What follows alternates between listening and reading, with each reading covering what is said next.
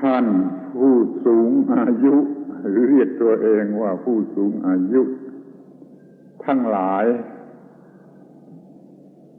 อาตมาขอแสดงความยินดีในการมาของท่านทั้งหลายมาสู่สถานที่นี้ในลักษณะอย่างนี้คือจะให้เป็นประโยชน์แก่ผู้สูงอายุนั่นเองเชื่อว่าผู้สูงอายุคงจะมีมากกว่านี้แต่มีความสนใจในเรื่องสูงอายุกันเพียงเท่านี้เราก็จะพูดกันเฉพาะที่มาที่นี่เรื่องสำหรับผู้สูงอายุไม่ใช่เรื่องเล็กน้อย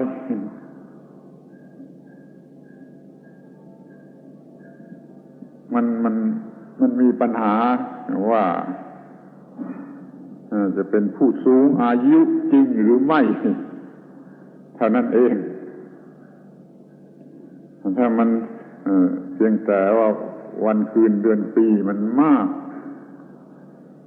แต่จิตใจมันไม่มากคือไม่สูงก็ไม่อาจจะเรียกว่าผู้สูงอายุคำว่าสูงอายุนี่มีความหมายมากอย่างคำโบราณจะพูดว่าเชื่อฟังคนเฒ่าคนแก่เด็กๆก็เชื่อฟังคนเฒ่าคนแก่เคารพพระเจ้าพระสงฆ์คนเฒ่าคนแก่ให้คนผู้เฒ่าคนผู้แก่นะอยู่ในฐานะที่ควรเคารพแล้วก็ถือเป็นธรรมเนียมว่าเด็กๆจะเคารพผู้เฒ่าผู้แก่เพราะมันมีอะไรที่ควรจะเคารพในทางโลกก็เป็นอย่างนี้ในทางธรรมก็ยังเป็นอย่างนี้ในพุทธศาสนานี่ยกย่องหรือให้เกียรติแก่ผู้สูงอายุเป็นพิเศษ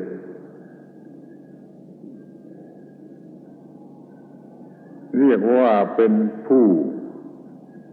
รัตตัญญูแปลว่าเป็นผู้รู้ราตรีมากหรือนานรู้ราตรีมากหรือนานเพราะอายุมันมากมันผ่านวันคืนมันนานมันก็เลยรู้วันคืนนั้นมากอย่างนี้เรียกว่ารัตตัญญูพระพุทธเจ้าให้ความสำคัญเป็นกับว่าเป็นเอตทัคคะตำแหน่งหนึ่งและยังมีวินัยหรือธรรมนิยมให้เคารพผู้เฒ่าผู้แก่พระเถระผู้สูงอายุหรือรัตตัญญูนี่เป็นหลักทั่วไป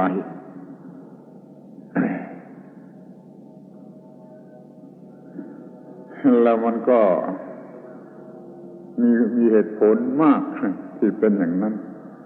เพราะว่าไอ้ผู้เฒ่าผู้แก่เนี่ยมันรู้อะไรมากนั่นเองเพราะมันอยู่มันนานแม้ว่าระบบคณะสงฆ์นี่เป็นประชาธิปไตยเหมือนที่เรียกกันโดยทั่วๆไปว่าประชาธิปไตยแต่มันก็มีข้อแม้ว่าให้ฟังเสียงคนเฒ่าคนแก่ในหมู่ประชาธิปไตยของพระสงฆ์โดยเฉพาะนะยังบัญญัติให้ฟังเสียงคนเฒ่าคนแก่พระเถระผู้เฒ่าผู้แก่เป็นพิเศษ ประชาธิปไตยบ้าๆบอๆของคนสมัยนี้นะเขาไม่ได้ให้เกียรติแก่คนเฒ่าคนแก่ยิ่งเด็กหนุ่มสมัยนี้ด้วยแล้วยิ่งไม่ให้เกียรติแก่คนเฒ่าคนแก่นี่มันผิดหลักที่นิยมกันอยู่ในพระพุทธศาสนาว่าแม้จะเป็นประชาธิปไตยมีสิทธิเสรีอะไรเท่ากันแต่ก็ยังให้เกียรติแก่คนเฒ่าคนแก่เป็นพิเศษหมู่ใดคณะใดมีผู้เฒ่าผู้แก่มากก็ได้รับการนิยมยกย่องว่าเป็นหมู่คณะที่ควรสนใจควรเข้าไปคบหาสมาคมและฟังขอฟังนั่นน่ะคนเฒ่าคนแก่นี่ก็เป็นผู้รู้ราตรีนานตามตัวหนังสือมันแปลว่าอย่างนั้นราตรีนานก็คือมากวันมากคืนมันรู้อะไรมากแล้วมันก็เป็นอย่างนั้นโดยธรรมชาติมันก็เป็นอย่างนั้นแม้แต่สัตว์เดรัจฉานช้างม้าวัวควายหมูแมวสุนัขก็ตามตัวไหนอายุมากตัวนั้นย่อมฉลาดกว่าใครๆก็รู้เรื่องนี้ไอ้ตัวที่อายุมากมันย่อมฉลาดกว่าไม่มากก็น้อยและส่วนมากก็มากกว่ากันมากแม้แต่แมวตัวไหนอายุมากๆมันก็ฉลาดหลายๆอย่างกว่าไอ้ลูกแมวถ้าธรรมชาติมันก็เป็นอย่างนั้นดังนั้นผู้ที่มีอายุมากจึงมีความรู้ความคิดความนึกความชำนาญอะไรต่างๆนี่มันมากกว่าผู้ที่มีอายุน้อยทีนี้ผู้อายุมากนี่ควรจะสำนึกตัวว่าตนเป็นผู้อยู่ในฐานะอย่างนั้นก็อย่าทำให้เขาผิดหวังอย่าให้เด็กๆมันผิดหวังคือเชื่อฟังคนเฒ่าคนแก่แล้วกลับไม่ได้อะไรเลยหรือมีแต่ผิดพลาดอยู่นั่นเองอย่างนี้เรียกว่ามันเป็นโทษผิดของคนเฒ่าคนแก่ที่ทำให้เด็กๆมันผิดหวังให้คนเฒ่าคนแก่จะต้องเป็นตัวอย่างที่ดีต้องนำให้ถูกต้อง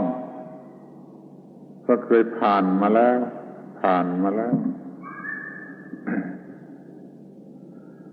เพราะว่าคนแก่นั้นเคยเป็นคนกลางคนหรือคนหนุ่มหรือคนวัยรุ่นมาแล้วมันก็ยังจำได้ดีว่าได้ทำอะไรบ้างทำอะไรผิดบ้างทำอะไรถูกบ้างขอให้คนแก่ๆเหล่านี้นึกย้อนหลังดูเถอะมันจะพบความผิดความถูกอะไรมากมายที่ผ่านมาแล้วเพื่อได้รู้จักพูดจาให้เด็กๆทีหลังมันได้ฟังในสิ่งที่ควรจะฟังมันไม่ต้องทำผิดซ้ำๆกันกับที่คนแก่เคยทำมาแล้วนั่นแหละเป็นบุญเป็นกุศลอย่างยิ่งที่มีคนแก่อยู่ในโลกนี้หรือมีประเพณีขนบธรรมเนียมให้เคารพนับถือคนเฒ่าคนแก่ก็เพื่อจะได้รับความรู้ที่เป็นประโยชน์อย่างที่กล่าวมาแล้วนี่เองคนแก่จึงต้องสำนึกตนอย่าให้เกิดความผิดหวังแก่เด็กๆโดยเฉพาะอย่างยิ่งเรื่องที่สำคัญเป็นเรื่องสำคัญของความเป็นมนุษย์เป็นมนุษย์ในวัยรุ่นกันอย่างไรหนุ่มสาวอย่างไรพ่อบ้านแม่เรือนอย่างไรคนแก่กระทั่งคนชรากระทั่งจะเข้าโลงก็มันจะได้รู้จักกันทุกขั้นตอนทำให้ได้รับประโยชน์ดีที่สุด ไม่ต้องผิดพลาดไม่ต้องวกกลับไปผิดพลาดมีแต่ถูกต้องมากขึ้น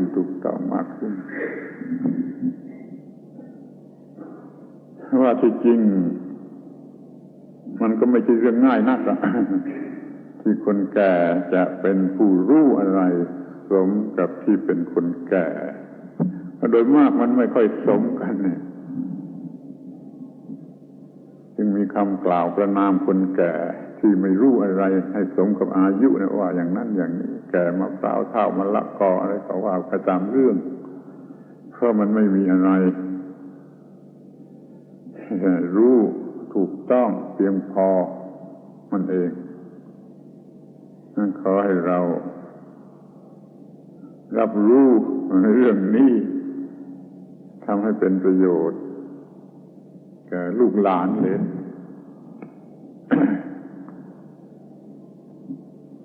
ถ้าพูดถึงเรื่องจิตใจแล้วมันก็ลำบากเหมือนกัน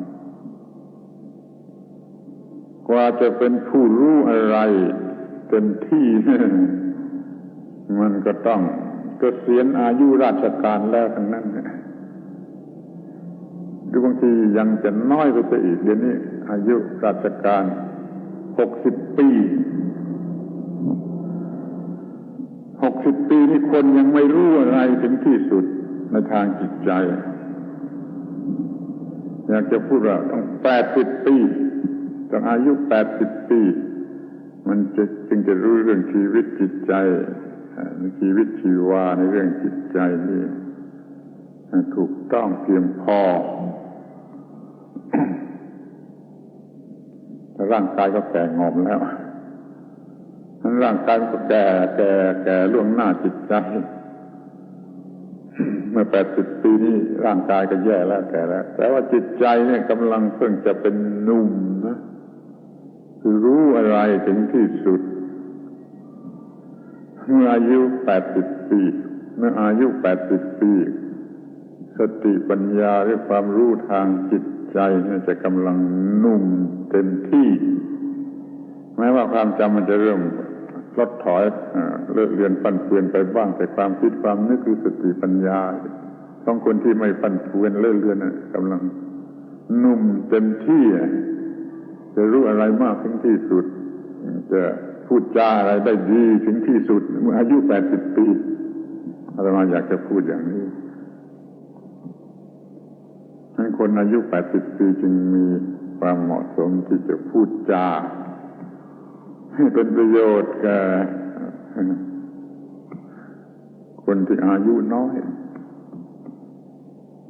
ฟังดูแล้วมันก็น่าหัวว่าเป็นหนุ่มที่สุดเมื่ออายุ80 ปีนี่คือทางสติปัญญาหรือจิตใจก็ลองคิดดูมันโง่มาเท่าไหร่แล้วมันค่อยๆดีขึ้นหรือลดลงเท่าไหร่มันไปสูงสุดเมื่ออายุเท่าไหร่อยากจะคำนวณเมื่ออายุ80 ปีความหนุ่มทางสติปัญญาเนี่ยเป็นไปถึงที่สุดคนที่อายุยังไม่ถึง80 ปีอย่าเพ้ออวดดีมันยังเด็กแต่ว่าถ้าอายุถึง80 ปีแล้วมันก็ควรจะรับผิดชอบตัวเองได้พอเริ่มอายุ60 ปีมันใกล้กับรุ่นหนุ่ม70 ปีเป็นหนุ่มสาว80 ปีหนุ่มเต็มที่พอบ้านแม่เรือนก็ขอให้รับผิดชอบในความที่มันมีอายุบางอย่างมันสอนอยู่โดยธรรมชาติไม่ต้องใครสอนถึงใครสอนมันก็ไม่เชื่อเช่นเด็กวัยรุ่นหรือคนหนุ่มคนสาวมันบูชากามารมณ์บูชาเรื่องเพศกามารมณ์เป็นสรณะเลยบูชาเป็นชั้นสูงสุดเป็นพระเป็นเจ้าไปเลยนี่คนวัยรุ่นหรือคนหนุ่มสาวก็เคยเป็นกันมาแล้วทั้งนั้นเราบูชาเป็นสิ่งสูงสุดกว่าสิ่งใดๆอุตส่าห์เล่าเรียนก็เพื่อสิ่งนี้อุตส่าห์ทำการทำงานก็เพื่อสิ่งนี้อุตส่าห์เก็บหอมรอมริบตั้งเนื้อตั้งตัวก็เพื่อสิ่งนี้จะหาอำนาจวาสนามาก็เพื่อสิ่งนี้เพื่อประโยชน์แก่กามารมณ์สิ่งที่เป็นปัจจัยแก่กามารมณ์แล้วมันก็บูชามาอย่างนั้นนะในคนหนุ่มๆอย่างนี้มันเป็นกามาวจรอยู่ในภูมิกามาวจร เต็มที่หมายความว่าเห็นกามเป็นสิ่งสูงสุดเห็นกามเป็นสิ่งสูงสุดกว่าสิ่งใดก็เรียกภูมิกามาวจรต่อจากนั้นมันจึงจะเห็นเรื่องรูปบริสุทธิ์เรื่องอารูปเรื่องอะไรเป็นสิ่งสูงสุดกว่าจะเห็นพระนิพพานเป็นสิ่งสูงสุดอย่างอีกไกลนักเดี๋ยวนี้มันเห็นไอ้กามหรือเพศนี่เป็นสิ่งสูงสุดแต่แล้วมันก็ค่อยๆเห็นเองอายุมากเข้ามันค่อยเห็นเองว่าเท่าไรมันมีความสำคัญลดลงไปเท่าไรมันเพิ่มในทางที่สูงกว่านั้นคือเนื้อกามมากขึ้นนั้นคนสูงอายุมันจึงรู้ดีว่ากามาวจรนั่นคืออะไร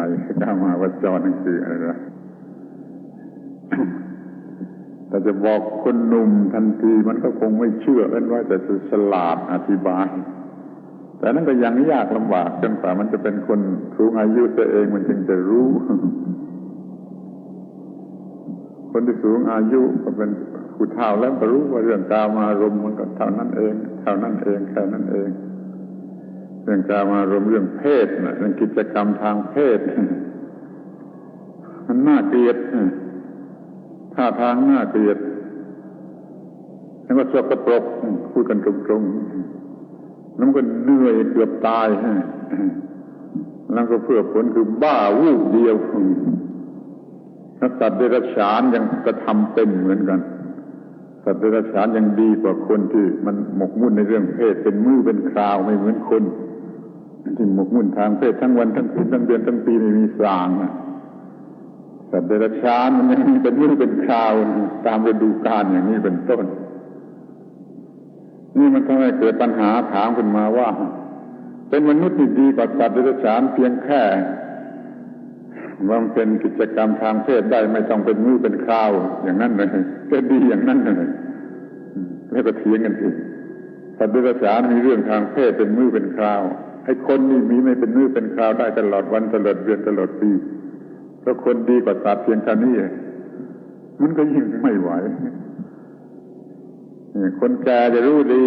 ว่าอย่างนี้เป็นอย่างนี้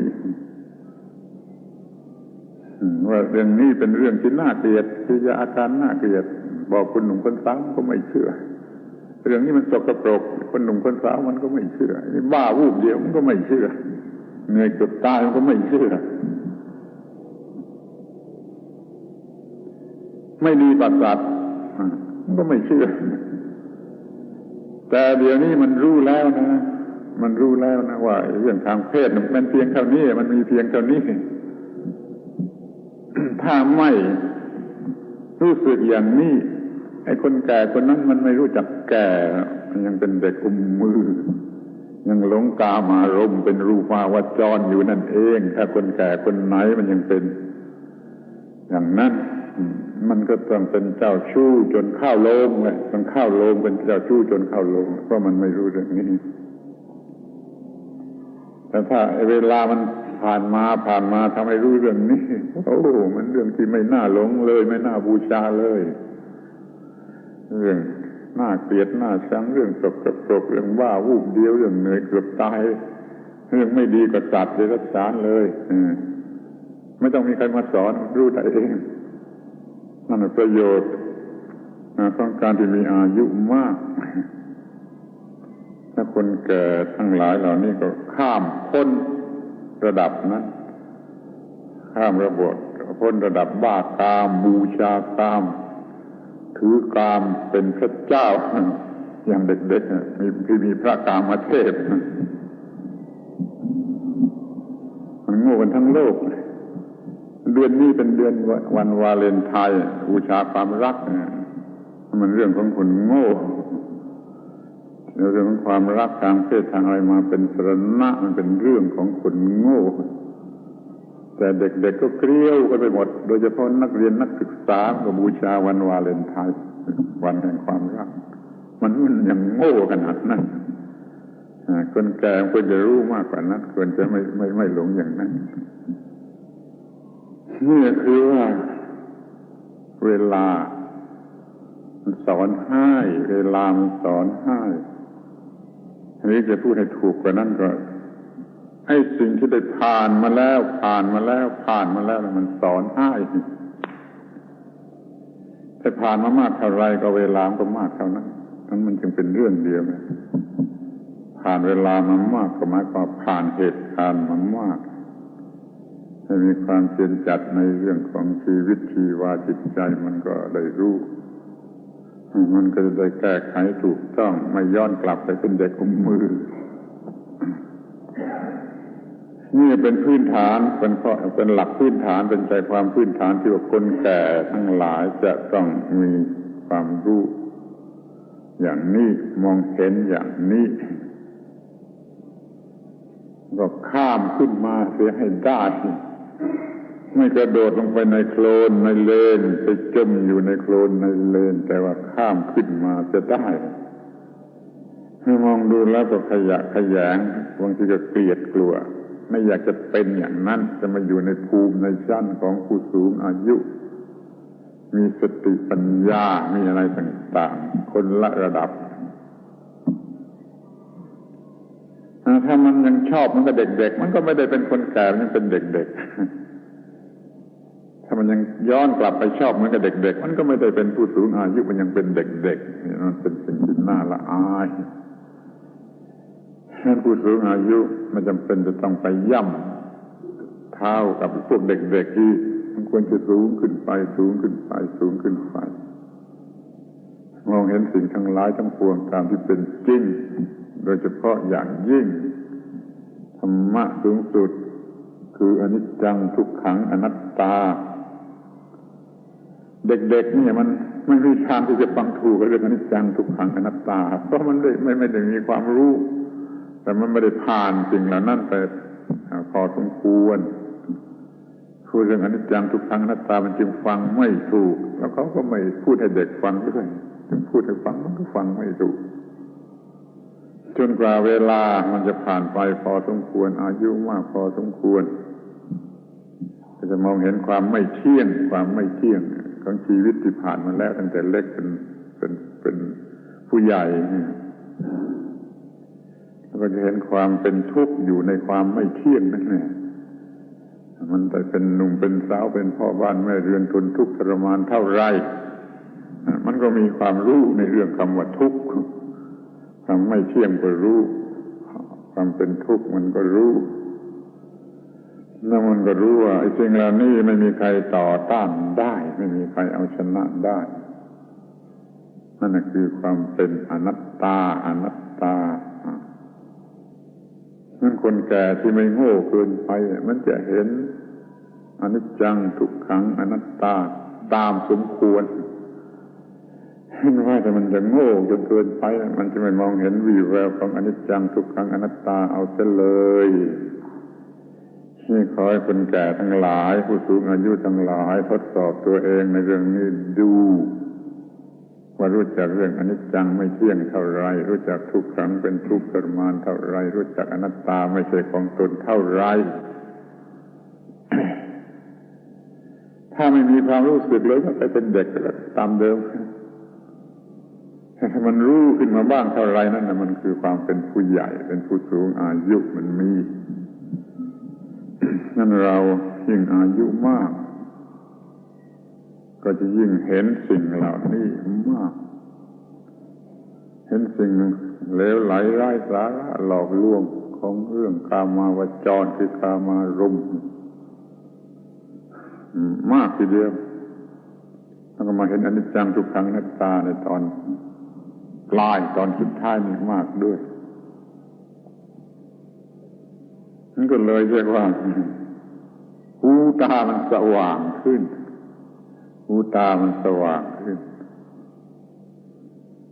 สำหรับจะได้ใช้ปกครองตนควบคุมตนให้มันถูกต้องใช้สำหรับสั่งสอนลูกหลานให้มันเข้าใจได้เร็วกว่าธรรมดาที่ให้มันรู้เองคือไม่ต้องให้มันทำผิดพลาดมากแต่ก่อนแล้วจึงค่อยรู้ที่เดี๋ยวนี้ก็นิยมสอนเรื่องเพศให้แก่เด็กนักเรียนนั่นนะ มันยังทำไม่ถูกต้องมันสอนไปในทางที่เกิดผลร้ายมากกว่าถ้าสอนกันถูกต้องมันก็จะมีผลดีบ้างเหมือนกันแต่จะเอาใครมาสอนก็พูดสอนมันก็โง่เหมือนกันนั่นแหละมันโง่ในเรื่องเพศเรื่องอะไรเหมือนกันนั่นแหละมันจะมาสอนเด็กๆให้ฉลาดในเรื่องเพศนี่ดูไม่เคยมีหวังเราจะต้องให้คนแก่ที่มีความรู้เรื่องนี้ผ่านเรื่องนี้มามากพอสมควรแล้วแนะนำสั่งสอนนั่นแหละมันจึงจะค่อยมีหวังเอาเป็นว่าความมีอายุมากหรือสูงอายุนั่นน่ะมีค่ามากมีประโยชน์มากมันจำเป็นอย่างยิ่งที่จะต้องใช้ให้มันเป็นประโยชน์อย่ามันสูญเสียไปเปล่าๆนั้นขอให้ผู้สูงอายุทั้งหลายเตรียมตัวจะใช้ความสูงอายุของตนให้เป็นประโยชน์ให้เป็นวิชาความรู้แก่ตนเองแล้วให้เป็นวิชาความรู้แก่ลูกเด็กๆที่มันจะเติบโตตามขึ้นมาอยากให้มันต้องเสียเวลาไปโง่เง่าลำบากอยู่มากเกินจำเป็นพยายามสอนถ้าจะสอนได้ให้มันฉลาดเร็วหน่อยไม่ต้องโง่เง่าอยู่ที่นั่นจนถึงกับว่าไม่ได้ฉลาดเลยนี่คือธรรมะพื้นฐานที่เป็นค่านิยมของคนแก่เป็นประโยชน์ที่คนแก่จะเผยแผ่ต่อไปให้แก่คนหนุ่มนี่เรื่องมันเกี่ยวกับผู้อื่นหรือสังคมเป็นอย่างนี้ที่พูดถึงเรื่องส่วนตัวต่อไปอีกถ้าคนแก่คนไหนยังไม่คิดจะช่วยเหลือสังคมในรูปนี้ก็ทำตัวเองให้ไกลขึ้นไปสูงขึ้นไปจากบูชากามารมณ์เป็นสิ่งสูงสุดก็มาบูชาความสงบเป็นขั้นรูปาวจรบูชาสิ่งที่ไม่ใช่กามารมณ์แต่เป็นรูปบริสุทธิ์แล้วก็ทำรูปไม่มีรูปคือธรรมะที่ไม่มีรูปให้สูงขึ้นไปจนถึงชั้นโลกุตตรภูมิอยู่เหนือโลกเรื่องนี้ก็สำคัญมากมันเกิดมามันจมอยู่ใต้โลกถ้าว่ามันเก่งจริงมันก็ต้องค่อยๆรู้ค่อยๆรู้แล้วขึ้นอยู่เหนือโลกเหนืออิทธิพลของโลกถ้ามันรู้เรื่องโลกอย่างถูกต้องและครบถ้วนการรู้เรื่องอะไรนั้นต้องรู้อย่างถูกต้องนะแล้วก็ยังไม่พอต้องรู้ครบทุกอย่างที่ควรจะรู้ด้วยท่านจึงต้องใช้คำพูดว่าถูกต้องและครบถ้วนถูกต้องและเพียงพอถูกต้องและสมบูรณ์อย่างนี้ทีนี้เรามันรู้จักชีวิตจิตใจด้วยความเป็นคนถูกต้องหรือยังครบถ้วนเพียงพอสมบูรณ์หรือยังถ้ายังก็ต้องรู้ต่อไปแหละแม้อายุตั้ง80-90แล้วถ้ามันยังไม่ครบถ้วนสมบูรณ์ก็รู้ต่อไปรู้ถึงที่สุดก็คือมีจิตใจอยู่เหนือโลกเดี๋ยวนี้มันยังอยู่ใต้โลกจะเข้าโลงอยู่มันรอแล้วยังอยู่ภายใต้โลกบางคนก็มาอยู่ในชั้นกามาวจรหลงไหลในกามจนเข้าโลกก็มีนี่เลวเกินไปอย่าต้องพูดดีกว่าตอนมันหลงเรื่องยินดียินร้ายเรื่องได้เรื่องเสียเรื่องแพ้เรื่องชนะเรื่องอะไรอยู่มันก็ยังไม่ถูกต้องมันไม่สงบถ้าเดี๋ยวดีใจเดี๋ยวเสียใจเดี๋ยวดีใจเดี๋ยวเสียใจอย่างนี้มันไม่สงบคนแก่คนนั้นไม่เคยพบความสงบเดี๋ยวดีใจเดี๋ยวเสียใจบางทีเดี๋ยวหัวเราะเดี๋ยวร้องไห้คนแก่คนนี้ยังแก่มะพร้าวห้าวมะละกออย่างนั้นแหละมันไม่อยู่เหนืออิทธิพลของโลกที่ทำให้เดี๋ยวดีใจเดี๋ยวเสียใจเดี๋ยวดีใจเดี๋ยวเสียใจเดี๋ยวเป็นบวกเดี๋ยวเป็นลบ พุทธศาสนาโดยแท้จริงมันสูงสุดอยู่ที่รู้จักทำจิตใจให้อยู่เหนือบวกเหนือลบเหนือยินดีเหนือยินร้ายมันจะทั้งเหนือดีเหนือชั่วเหนือบุญเหนือบาปเหนือสุขเหนือทุกข์เหนือกรรมโดยประการทั้งปวงใครมาถึงแล้วหรือยังอายุตั้ง70-80แล้วยังไม่มาถึงก็รีบไปสิรีบให้มันถึงรีบให้มันถึงอันนี้เลื่อนชั้นตัวเองให้มาอยู่ถึงขั้นที่ว่าเหนืออิทธิพลของสิ่งต่างๆที่มีอยู่ในโลกพูดอย่างโลกว่าเงินทองข้าวของทรัพย์สมบัติบุตรภรรยาสามีเรือนสวนไร่นาวัวควายช้างม้าอะไรก็ตามนั่นนะ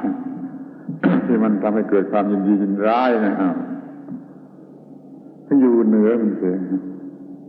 ไม่ต้องยินดียินร้ายมีใจปกติหรือจะพูดภาษาธรรมะธรรมโมหน่อยก็ว่าไอ้รูปเสียงกลิ่นรสปุถะพะธรรมารมณ์ทางตาหูจมูกลิ้นกายใจ6อย่างนี้อยู่เหนืออำนาจของมันพอสมควรแล้วหรือยังบ้ารูปทางตาอยู่ยังบ้าเสียงทางหูอยู่ยังบ้ากลิ่นทางจมูกอยู่ยังบ้ารสทางลิ้นอยู่ยังบ้าสัมผัสผิวหนังทางผิวกายอยู่ยังบ้าธรรมารมณ์คือความรู้สึกที่เป็นอารมณ์รบกวนจิตใจอยู่อย่างนี้ก็เรียกว่ายังไม่อยู่เหนือจะพูดอย่างโลกว่าอยู่เหนือสิ่งที่หลงนั่นก็ได้แต่พูดละเอียดอย่างอภิธรรมก็ว่าอยู่เหนือรูปเสียงกลิ่นรสปุถะพะธรรมารมณ์ทีนี้ก็ไม่มีอาการที่ขึ้นหรือลงไม่บวกไม่ลบไม่ขึ้นไม่ลงไม่หัวเราะไม่ร้องไห้ไม่ดีใจไม่เสียใจคนแก่ๆนี่ก็ควรจะเข้าใจได้และยิ่งกว่าเข้าใจได้คือรู้สึกโดยประจักษ์แก่จิตใจเลยไม่ต้องคิดไม่ต้องคำนวณว่าดีใจเต็มที่ก็กินข้าวไม่ลงกินข้าวไม่อร่อยนอนหลับไม่สนิทจริงไหมดีใจจนเนื้อเต้นดีใจเนี่ยมันก็กินข้าวไม่อร่อยกินข้าวไม่ลงนอนหลับไม่สนิทถ้าเสียใจมากไปมันก็กินข้าวไม่ลงกินข้าวไม่อร่อยนอนหลับไม่สนิทดูให้ดีมันตรงกันข้ามอย่างหนึ่งดีใจอย่างหนึ่งเสียใจแต่มันก็ให้ผลเป็นความวุ่นวายแก่จิตใจเท่ากันกินข้าวไม่อร่อยกินข้าวไม่ลงนอนหลับไม่สนิทหรือนอนไม่หลับนะที่มันดีที่สุดแท้จริงมันต้องอยู่เหนือสิ่งเหล่านี้พระพุทธเจ้าท่านสอนธรรมะสูงสุดคือสติปัฏฐานทั้ง4เป็นพรหมจรรย์ชั้นเลิศชั้นสูงสุดปฏิบัติแล้วก็เพื่ออยู่เหนือสิ่งทั้งสองนี้เหนืออภิชฌาและโทมนัสอภิชฌาคือยินดีโทมนัสคือยินร้ายคือเหนือบวกเหนือลบเหนือโพสิทีฟเนกาทีฟที่มันบ้าบอกันที่สุดในเวลานี้แต่พูดเป็นภาษาบาลีก็ไม่รู้ว่าอะไรว่าอภิชฌาและโทมนัสอภิชฌาคือบวกคือดีใจจนกินข้าวไม่ลงนอนหลับไม่สนิทโทมนัสก็เสียใจขัดใจกินข้าวไม่ลงนอนหลับไม่สนิทถ้าอยู่เหนืออภิชฌาและโทมนัสจะได้เท่านั้นแหละเหนือโลกเหนือสิ่งที่มันบีบคั้นอยู่ตลอดเวลาดูดีแต่อะไรบีบคั้นเราไอ้นี่ไอ้สองอย่างนี่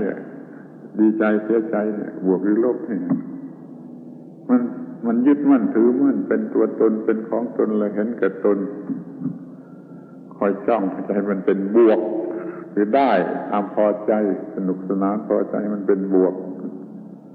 แต่มันก็ไม่เคยจะได้แล้วมันก็เป็นลบเสียเป็นส่วนมาก